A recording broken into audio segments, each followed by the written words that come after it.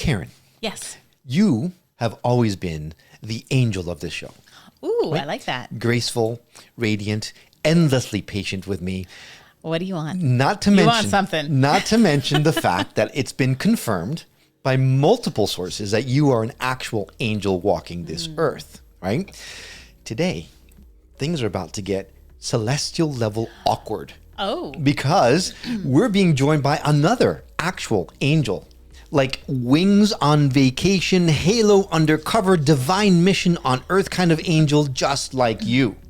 The difference is that she knows that she's an incarnated angel. So brace yourself, Karen, because this might be the first time that you are the second most angelic person in the room.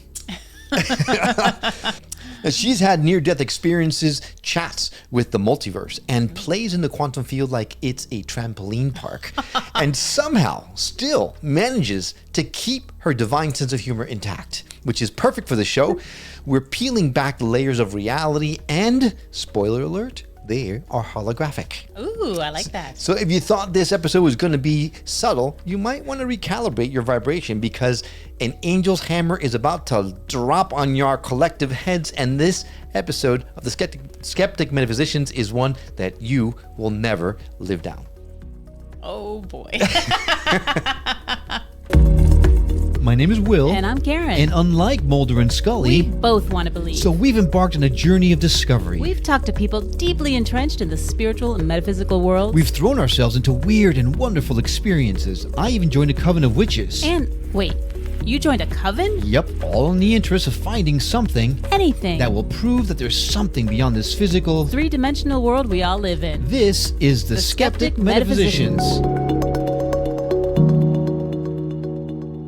Hey there, I'm Will. And I'm Karen. Welcome back to another halo-adjusting, wing-fluttering, perception-shattering episode of the Skeptic Metaphysicians.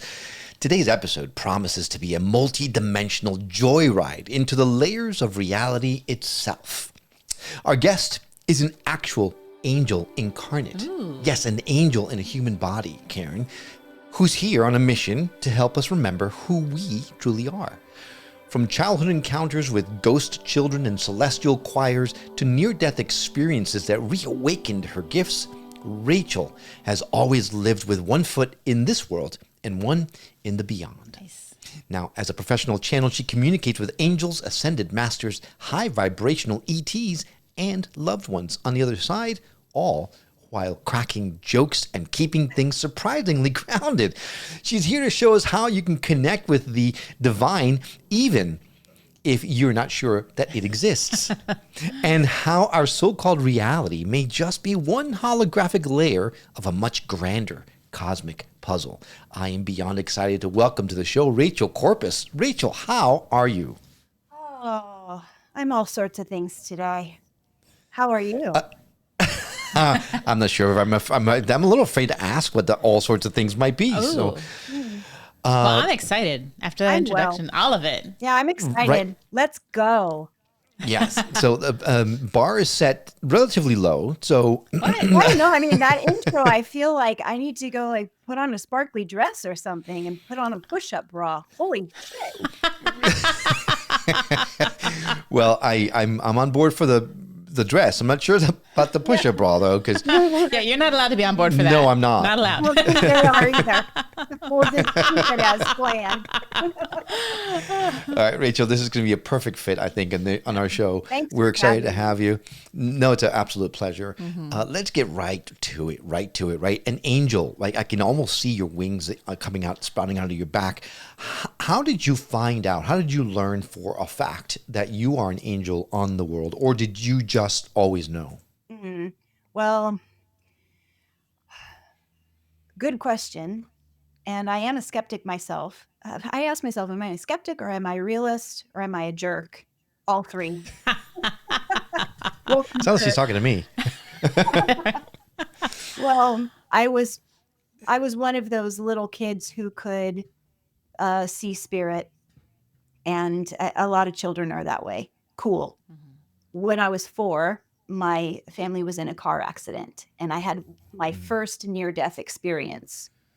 And prior to that, what was happening in my life was I was able to see dead people and what I identified as angels because I was a little Catholic girl. And when I'd go to mass, angels were appearing to me looking like biblical angels with wings and halos because that's what was in my belief system. And so what I know about angels now is they show up however we expect them to show up. So they were showing up like that to me. And when I was taken out of my body because I had serious damage to my body, I was seeing angels around me that I had been seeing in mass. And so I zipped out of my body and I was hearing my own voice, my 4-year-old voice, and this kind of screechy, scratchy voice, which is this girl right here. I'm like, who's that? And they said, well, that's you. That's your consciousness. And I was seeing all of these other angels around and they said, well, we're going to go on a field trip today. We're going to take you home.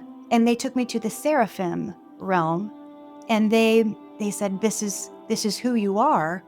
And okay, this sounds like a movie, right? But it was very strange because the 4-year-old in me was like, well, what do you mean? They were saying you could stay here, you could go home. And I said, well, if I stay here, can I still play house? Can I still dig for worms? I was very committed to being a 4-year-old. But then my consciousness came in and I was also very aware of what they were telling me. I was starting to remember what they were showing me. Oh yeah, that's where I hang my jacket. Oh, I remember these celestial hallways. They were showing me the heavenly dimension is an energetic field, yes, and also can be a field of matter when we want and need it to be, and that I exist there with many other beings, extraterrestrials and angelic beings, and that when I'm not in this tailored suit that I've created, this is where I live. And they walked me around, introduced me to other angels, and they said, your body's being worked on right now. We don't have a lot of time. But you can stay here or go back, and this is your mission. And they showed me what my mission was. They showed me some things about what would be happening on Earth, both in my personal timeline and in the greater world timeline. And when it came time for the choice, I don't remember making a choice. I remember going into my 4-year-old self and not wanting to make my mom sad. And as soon as that came into my consciousness, I was back into my body. I remember this near-death experience in great detail because of my higher consciousness. I don't remember this as a 4-year-old because I don't have a lot of childhood memories. I don't, but this one is tight because I was in my consciousness. I was in my angel body. That was the first time that I was told that I was an angel. But my life has been a duality of, that can't be right. I'm not worthy of that. That's bullshit. No way. I don't want that. Okay, let's do it, God. And I'm assuming that's where you're at now, is that a let's do it, God. Yes. Yeah. Yes. And I wouldn't say that that is, now I would say that my frequency, my baseline frequency is very, very high. And I would say 5th dimensional. What I've learned about the 5th dimension is that it contains a spectrum. In the 5th dimension, I still can experience my personal depression. I can be in depression.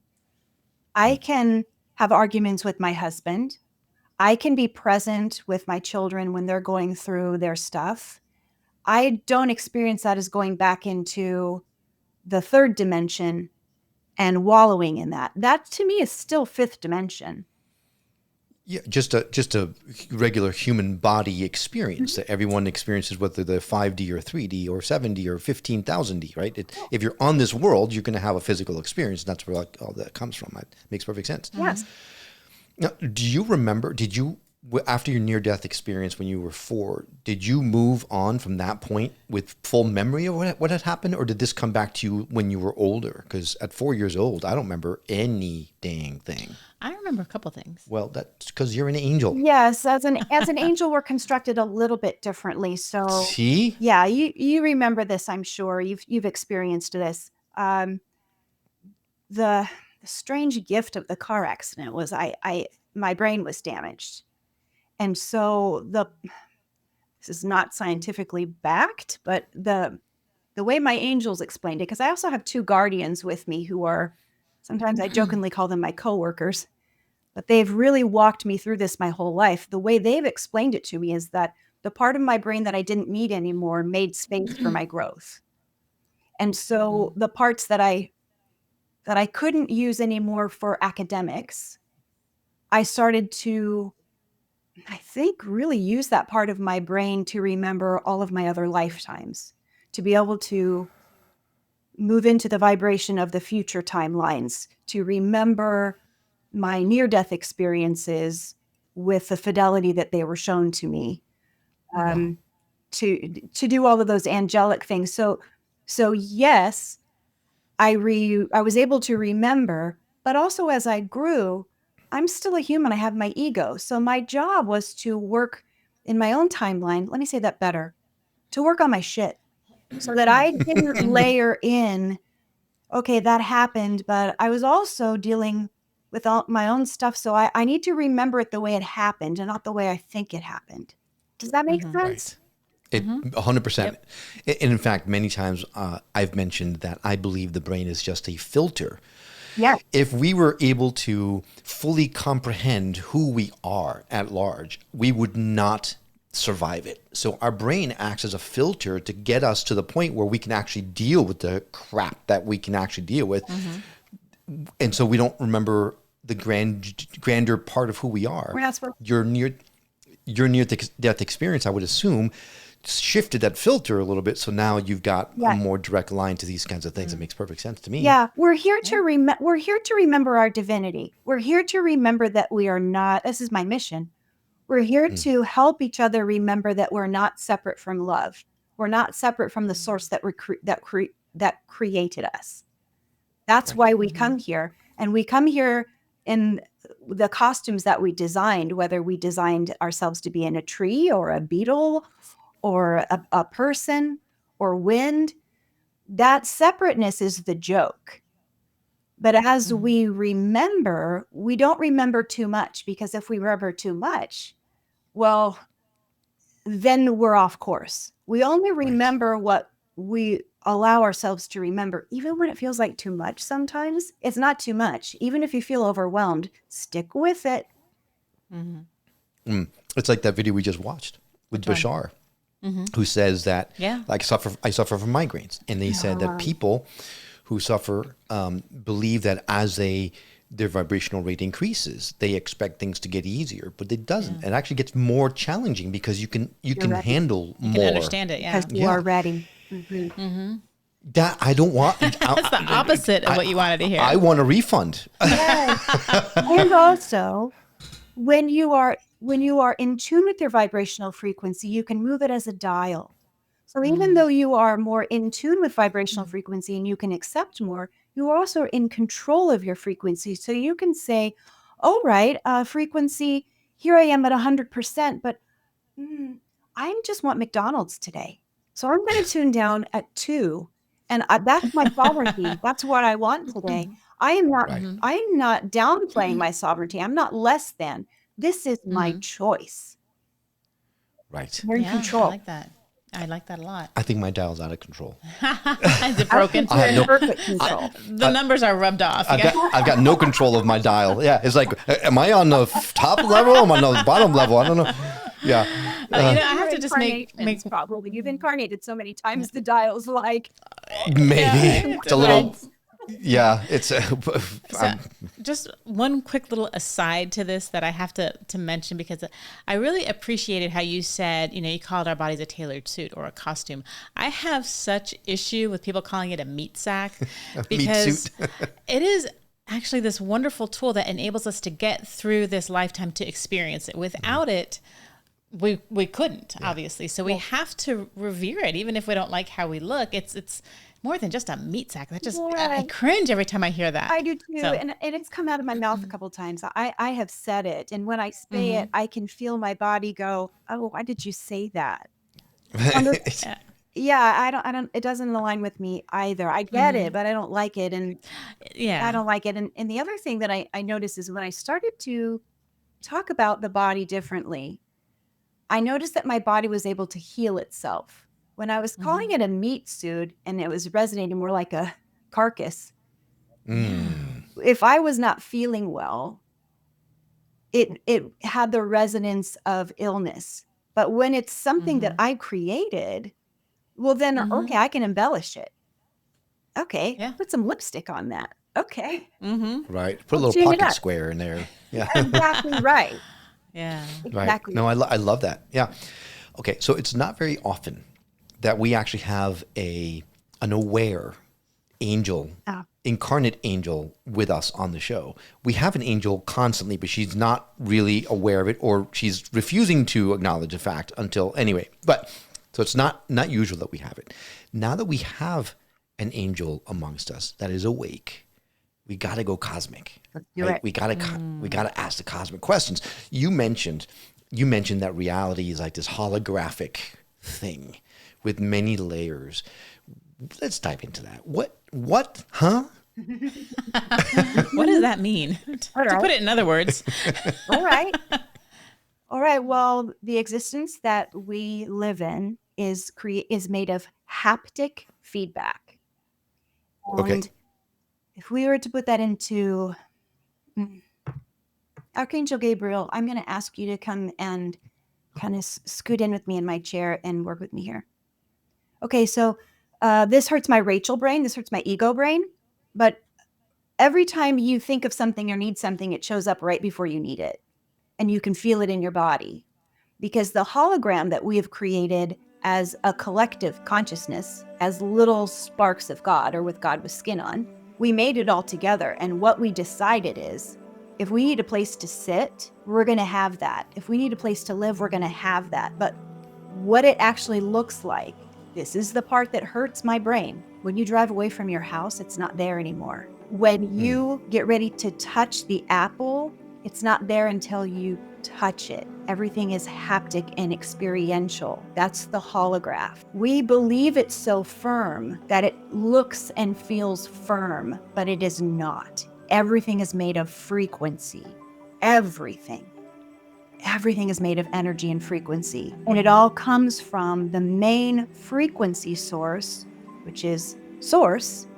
And if we look at what that stuff is, we could call it vibration, we could call it loosh. It's all whoosh. It's all energy. It's all pliable. And when we're not stuck in this, albeit beautiful tailored suit, but what this does is that we all chose to come in and be limited in our abilities because it was going to be fun. It's like our internship. But when we're not in this, we know how to work with that energy, and we're not in a limited holograph. But we really are in something that is, people call it a matrix, but it's a haptic holograph. And for people who are listening who might not really kind of get haptic, if you have an iPhone and you hit the home button, you feel it push down and then your screen changes. Yeah. If you turn that off, if you unplug your iPhone, if it's dead, if it's turned off, you realize you can't push anything. Yeah, we live in a touch That's like screen. haptic. That feeling is made by energy. Right. We live in a touch screen. We live in energy. Everything. And everything is constantly responding back to you because we are connected to literally everything. Our brain, our consciousness is connected to everything. So all the little fuzzies on this microphone, before I knew this, I thought that this was an inanimate object. So I would look at it and say, oh, I'm done with this. I'll just throw it away. Everything on here is alive. Everything, you guys. Everything has a consciousness. Now, I'm not going to name it. Hey, Lucy, how are you doing today? No, it's not that. But when I'm done with it, I can say, bless you and thank you. What would you like to do now? And I may get a message that it wants to be donated, or it wants to be thanked before it is recycled or put in the trash. And what that does is it sends energy out and back in. So the next thing that I purchase or I'm gifted is the next thing that's in the best, highest timeline for me. This is very strange. I should be used to this, but I'm not. It still blows me away when it happens. This is the second time in 2 days that I've heard that thought process. I just listened to a podcast yesterday, School of Greatness, Lewis Howes. He actually talked about when he spoke to his friend Ken Honda, who we've had on the show. Yeah, happy money. He says that every time he gets money, he asks it, what do you want me to do with you? Do you want me to put you into savings? Do you want me to spend you? Do you want me to give it to someone else who might need you? What do you want me to do? He speaks to his money, and money tells. Do you? Yes, and my money is female. I used to think that my money was male because I had a weird attachment to it. And so I just changed the relationship. And so I asked the money, could we have a different friendship? Could we be softer together? And I give my money a break. I give my money sabbaticals and retreats. I tuck my money into bed for an hour, like a week. And in that hour, I don't buy anything. I don't shop. I don't pay any bills. I don't check my email because my email is business oriented. And when I tuck my money in, I say to my money, precious one, dear friend, what I'd like you to do if you feel like it is that I want you to pay attention to how the energy of God moves. I want you to watch it because when I watch, it runs like a waterfall, like Niagara Falls. It never goes empty. It replenishes because it's love. And so I'll ask my money to watch that and I'll say, emulate that. And then as you rest, feel free to send me any messages of what I can do for you. And what I usually get back is the money will say, give me permission to multiply. So, question, like, do you pull out a $10 bill and you just talk into it, or is it just more of an? I do. I hold it. Or if I get a check, I'll say, how was your trip? Who held you before? I talk to it like it's a child. Now, there's a little part of me that's like, I feel so dumb doing work. Well, I'm glad you're saying that because I'm like, oh, okay. Yeah. Yeah. I mean, it's the same way if I talk to my plant, I'm like, are you really hearing me? Is anybody? And I'm thinking like, I have people on the other side who are like, if there's anybody watching me right now, they got to think that I'm a major Looney Tune. I don't care. I do not care because it works and it's true. Right. Okay, Yeah. so getting back to the money, how would you work with, people get direct deposits all the time and we're using the cards and we don't really actually physically see the money anymore. It's energy. So you can hold the idea, you can write it on a piece of paper, you can code it onto your arm. You can write, Gabriel, help me with this, love. He says, why not write, money, you're my precious friend? Right on your arm because your life force energy is there. It's right on your veins. Why not take a bill that you have and instead of seeing it as a bill, add some zeros and say to the bill, thank you, but I don't feel like having anyone own me in this lifetime. So let's change the energy. I'm going to give you a different assignment. Now, you're still going to pay the bill because you're on Earth and you're a responsible person. But what this energy of the document does is it gives your money, the energy, permission to reroute itself. So even if you're just in an energetic system where you're just paying with debit cards and automatic, you find a way to make it work because it's all energy. It's all haptic. Remember, we're in a holograph, so there's nothing physical. There is nothing physical. We've made that up. This is why when we die, we still talk to each other. Right. I think I've found, finally, the tattoo I'm going to get on my body. Head to toe dollar signs. Oh, jeez. So I could just look myself in the mirror and talk to my money. So then only on the front? No, maybe backwards money on my back. I think you should too talk about it because you should see like what parts of him do you always need to look at? Like, well, that's maybe true. it should be the About right here. What she might have, she might want to see the dollar signs. I don't know. All right, no, so it's super interesting concept, and it's the second person I'm hearing say that in 2 days. So that's it's a little bit of a bell for me. So all I need is a third time, universe. I need one more time, and I will know that is so this sure my truth. Person, this tailored suit, very handsome tailored suit sitting next to me, boy, is constantly saying, okay, universe, just one more time. And the universe is like, this is the 475,000th time. 3 times before I'll do it. See, 3 times the charm. You get it 3 times. Give me the third time, and then I'll know. And I'll know that it's my truth. That's how I gauge what's right for me and what's not. Okay. So I need the third time, universe. Here you go. Otherwise, I ain't talking nothing. I just need it once, but strong. It's right. Like, okay. Well, that might be why I keep getting the 2x4 to the head by the universe. No, that's me. No, okay. All right. Well, You work in the quantum field. Yes. Right. So we talked about holographic, and what you're talking about in terms of the holographic universe makes a lot of sense in a lot of ways from the quantum mechanics perspective, right? Everything is in superposition. That kind of explains why the multi-universal causality of it all, because any particular thing could potentially happen. The whole thing about if a tree falls in the woods, no one's there to hear it, does it make a sound? Well, the answer in your case is no, right? Because it doesn't exist. That's right. Okay. So that, and it's cool to think about that way, but there are more than one person that lives in this house. So when I leave, do they take off too? Do they no longer exist also, or is it just We're in material their own things? timeline. So your haptic feedback is yours. You have your own matrix. You have your own, and it overlaps with the person next to you. And this is the law of free will. So when we constructed this beautiful holographic matrix, it is a web and we overlap each other. This is why when people pass, sometimes you can hear them say, hey, because they're still overlapping onto ours. Or we get residual hauntings because they're still overlapping onto ours.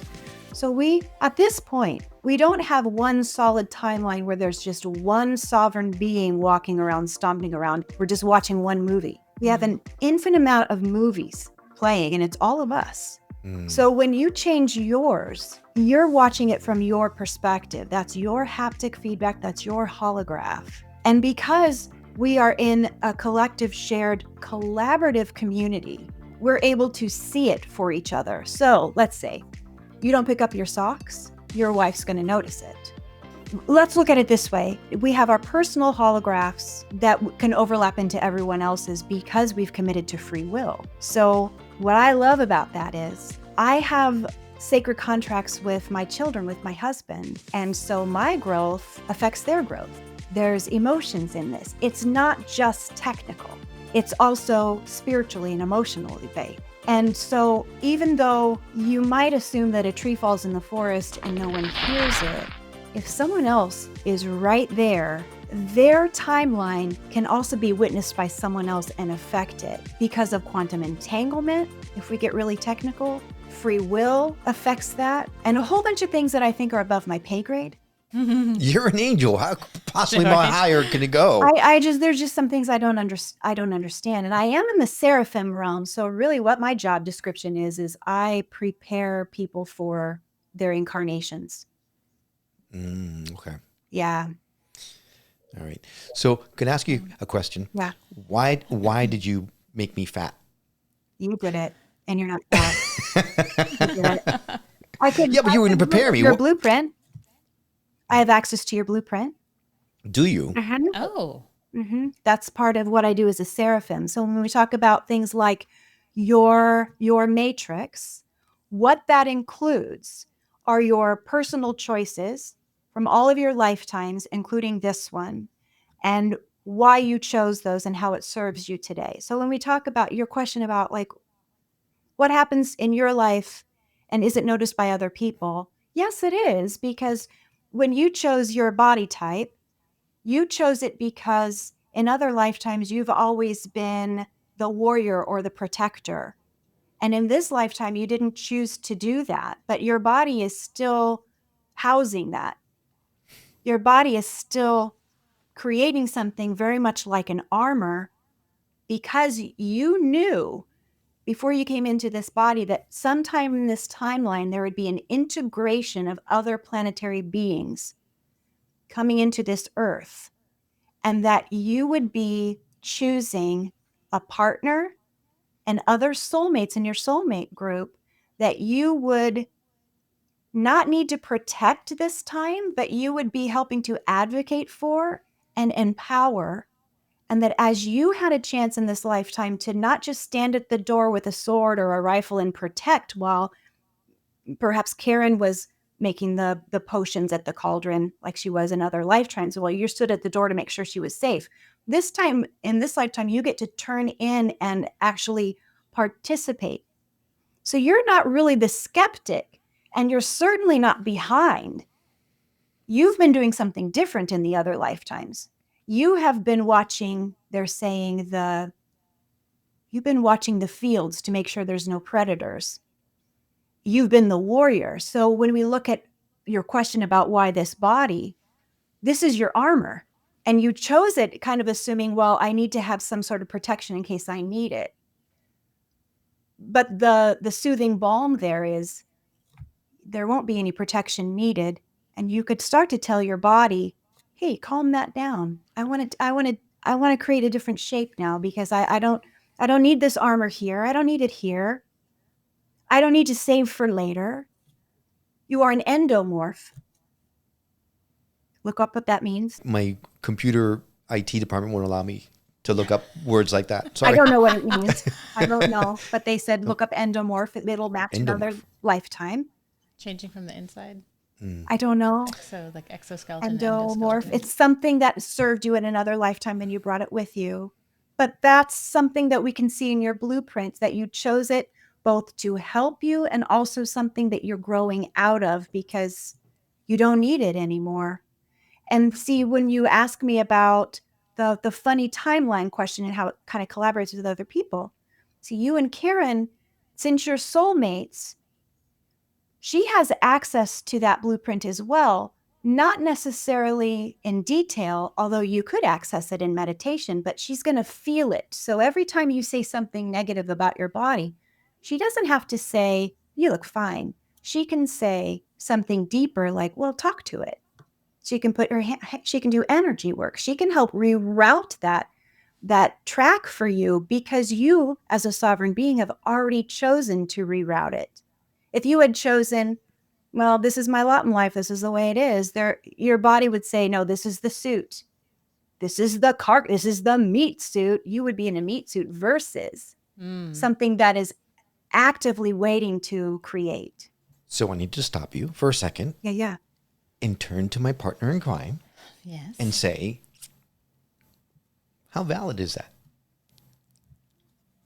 Which part? Everything she just said. How much do you feel that resonates with you about me? About you? Yeah. Oh God, absolutely. Okay. Because if I said Absolutely. if I said it, people would be like, oh yeah, he's just saying that. But No. you just flipping nailed me. I mean, he's the most protective person I've ever known. Like nailed me. And I've never known this about me until you just said that. And it makes such perfect stinking sense. It makes me very angry.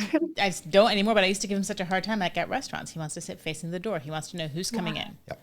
You know, like all of these different ways that he's just always been very protective. Yes. And you used to hate how independent I was when we first got together.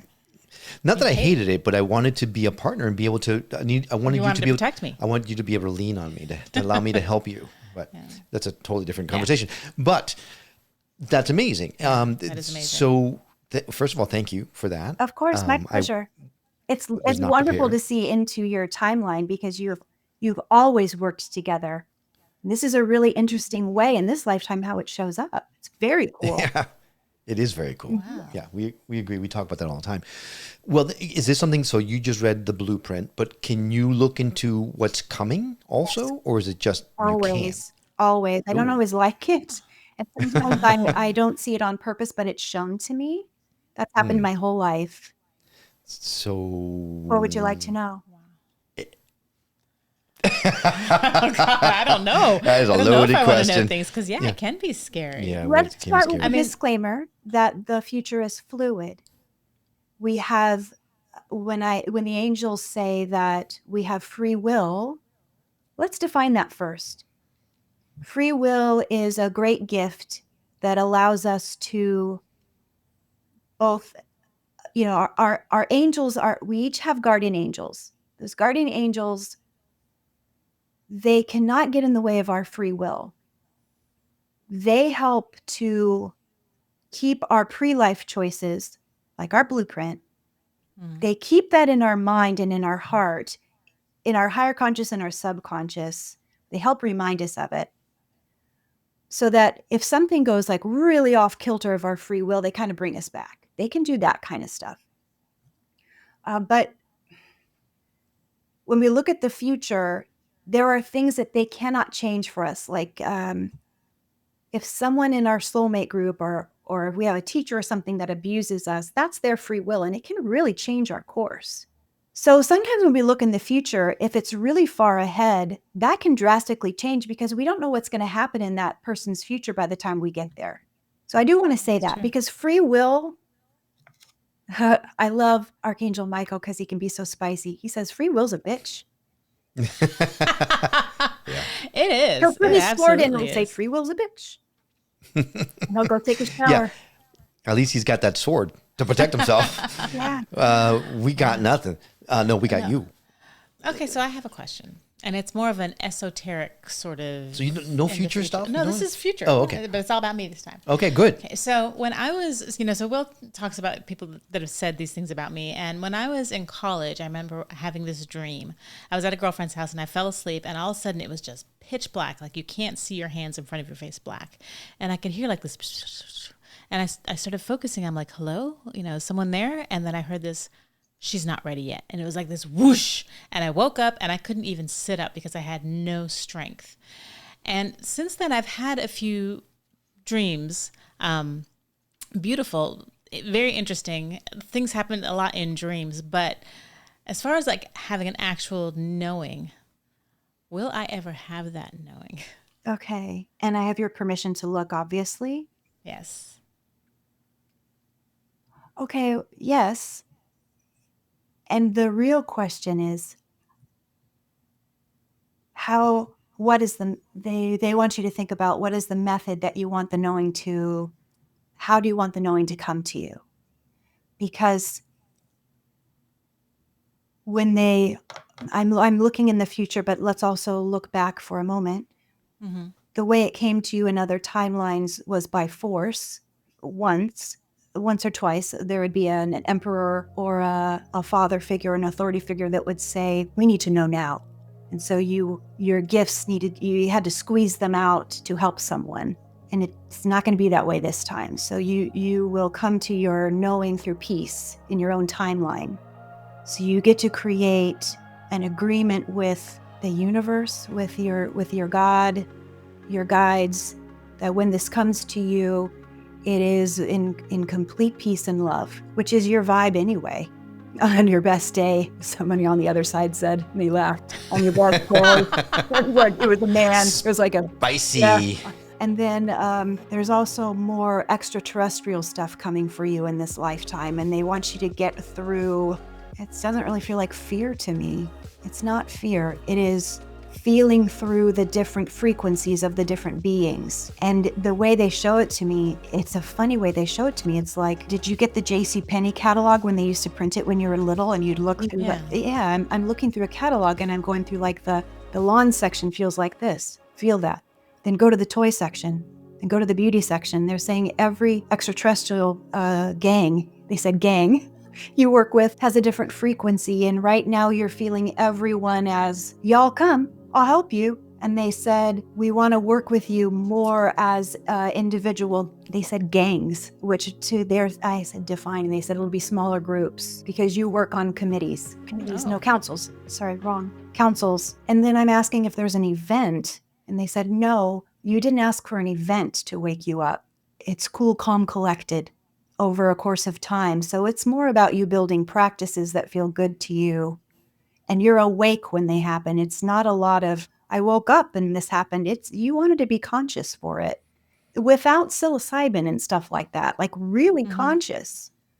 Not that you can't do pot and stuff like that. It would be fine, but you wrote in your blueprint that you want to be fully aware. So once again, holy crap.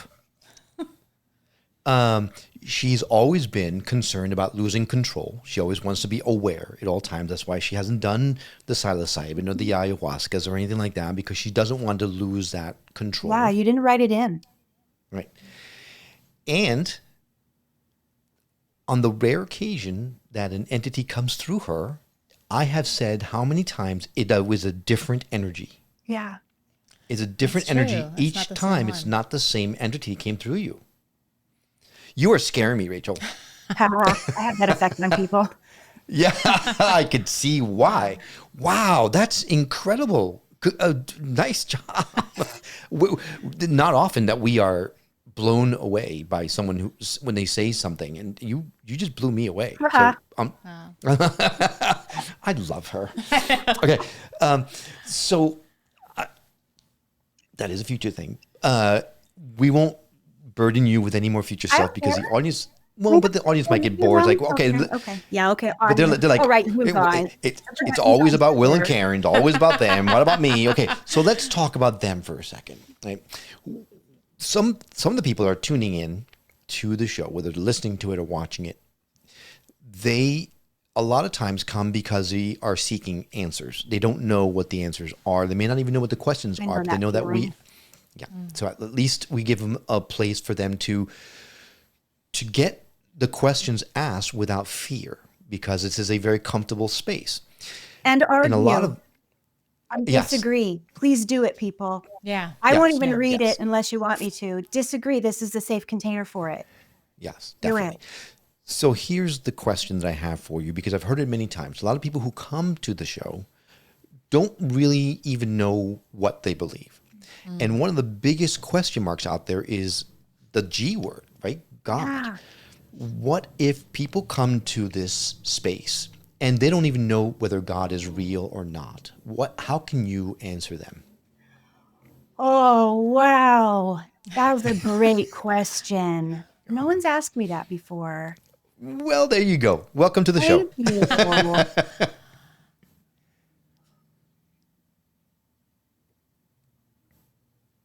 God is real. And I want to tell you that when I have meetings on the other side, we often meet with representatives of God. And when I ask why that is, because it kind of frustrates me. Like, if God is such a big deal, where's God? And the answer I get is God is made of extreme energy. And we are able to connect with God in the way that we can. So our energy God matches our energy. I said it wrong. I made it like we connect to God. God is always connecting to us. And we've been told, connect to God, connect to God. But it's really, God is always reaching out to us. But God is energy. God doesn't make decisions. God isn't personified. Honestly, God is energy. And what I have been shown, and when I've talked to God, it's through representatives. The Buddha, Muhammad, Buddha's cousin Ananda, Jesus, representatives from across the world, from across time, Thoth. And it's not that God is not present. It's that God is so present that there is no ego. And God's like, okay, how can I make this make sense to you? Okay, here's another one. Here's another one. All right, here's a bird.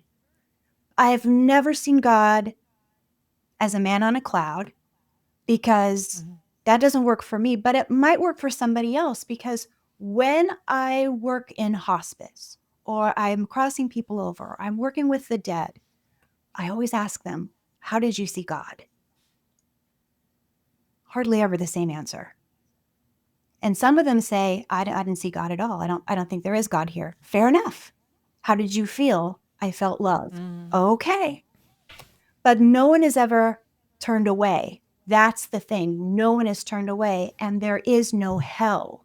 That's the other thing. There are layers of the afterlife that are there for healing, and the healing can be brutal because it matches our frequency. Like, if you hurt people, you're going to have therapy that will help you work through that. But there's no God source that punishes or says you can't come in here. That would be decision making. And that is a human layer that we put on God.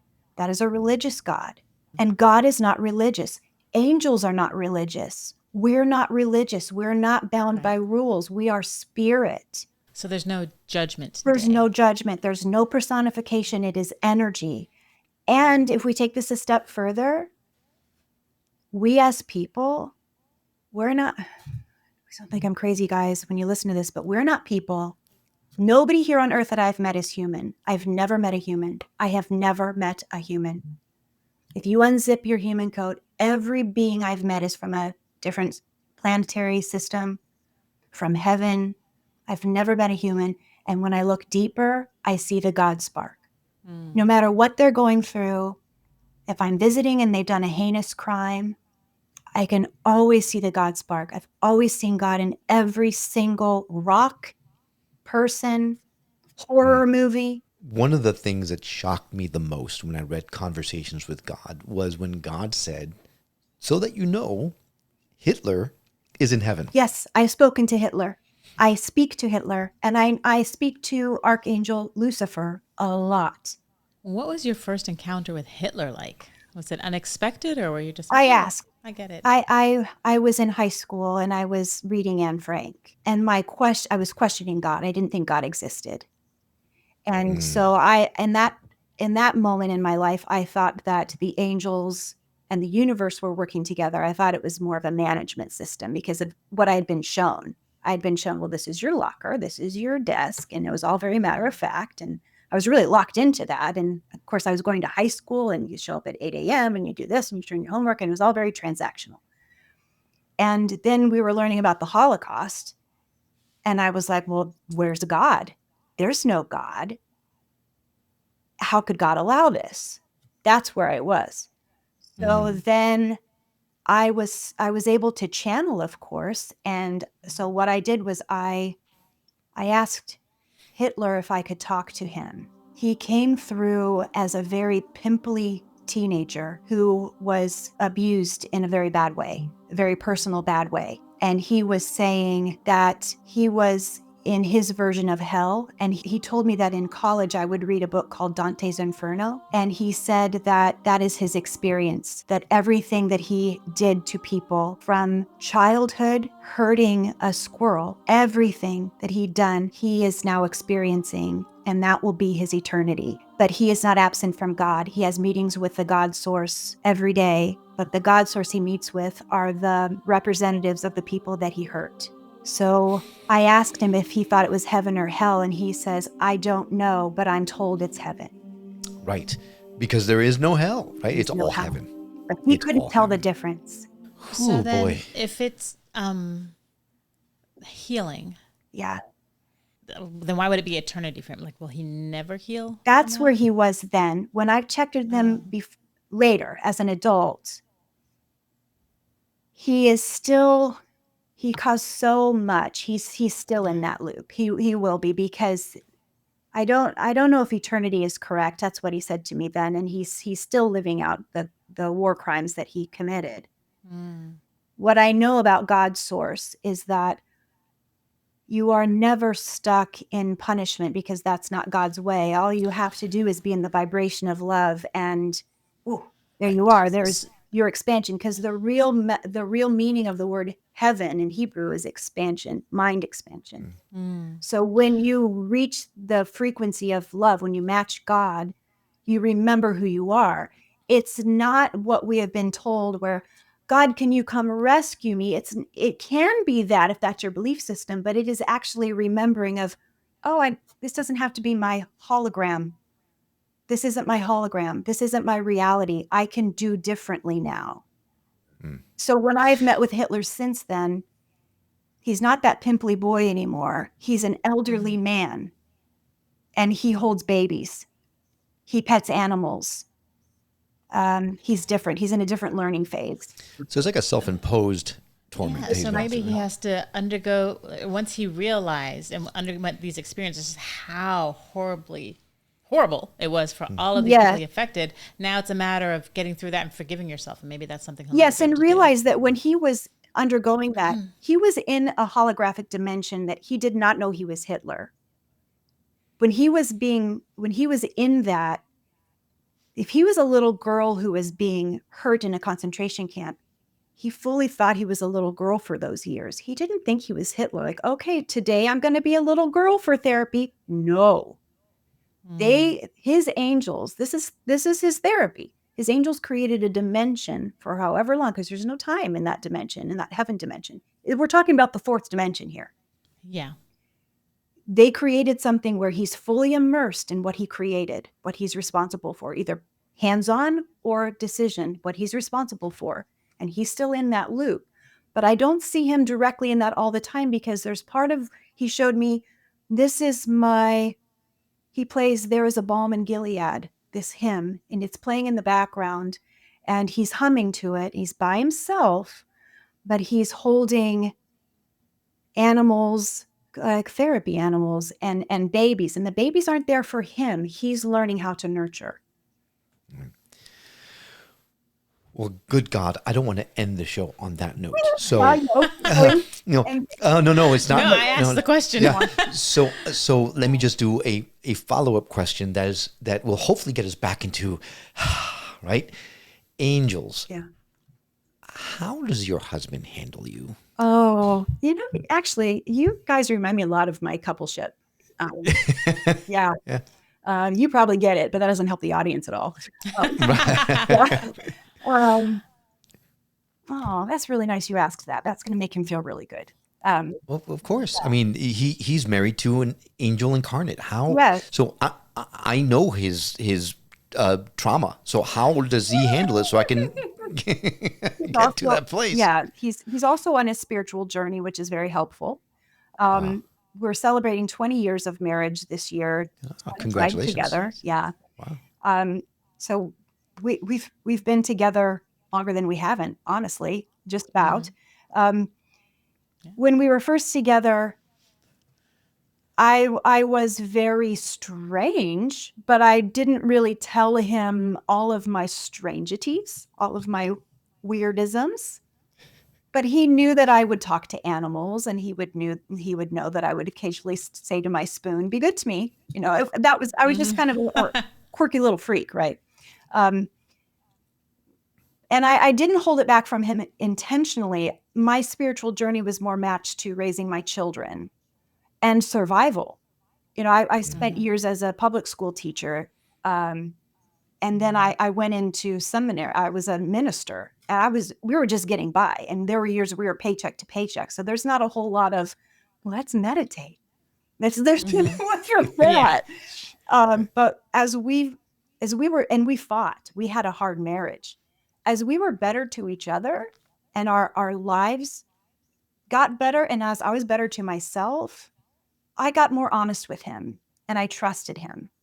And I want to say that to people because I think what was in my mind was, if I tell people who I am, they're going to go away.